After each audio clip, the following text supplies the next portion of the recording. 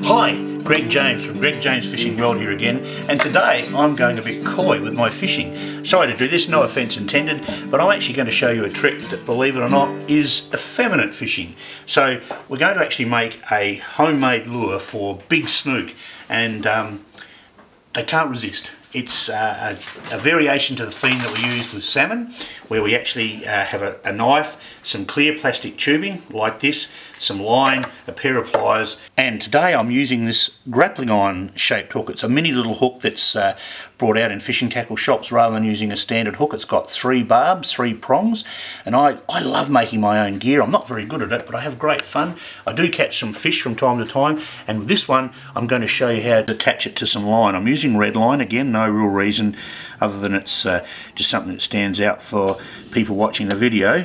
A couple of double knots, cut it off the stuff that's, make it nice and tidy. These are very sharp, so you've got to be actually really careful when you're doing them. Put it through itself like that, over itself, and then we've pulled that right through. It doesn't matter if that's a big loop, it doesn't have to be really, you can tighten it closer to the actual eyelet on the hook's shaft if you like, but I don't worry too much. 3 or 4 half hitches or a surgeon's knot would do it. You've got this line that then leads back to your fishing rod, and the next really clever bit that you need to do is to grab this piece of plastic tube that I've started to prepare. It's the same stuff we use for the salmon lures, but in my little slightly different way of doing things, we've actually added some colour to the lure to make it more attractive to the snook.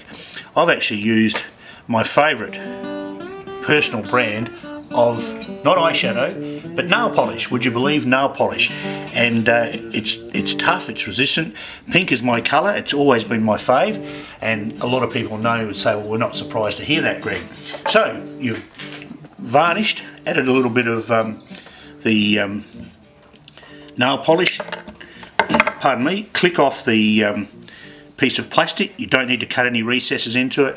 You could go a little bit smaller like this if you wanted to, but by and large this is what you need. A couple of little colour dots on there without being too fancy.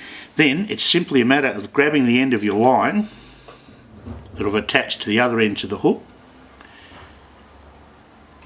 threading that through like so,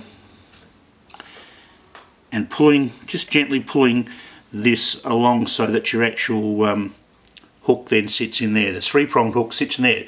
Not fancy, nothing special, but it actually will sit in there quite well, and that will move in and out of its little recess as we fish off the jetty or trolling along. Snook like moving baits, that's a hot tip, so make sure this thing moves around a bit in the water, creates a bit of fizz, and they can't resist with those colours on there. You could use a red or a yellow perhaps, but I think this works really effectively. It's quite tough, it'll sit on there. You can get quite fancy and creative with your patterns, but then you attach that back to your rod and back to your line, and you've got a really ripper homemade snook lure.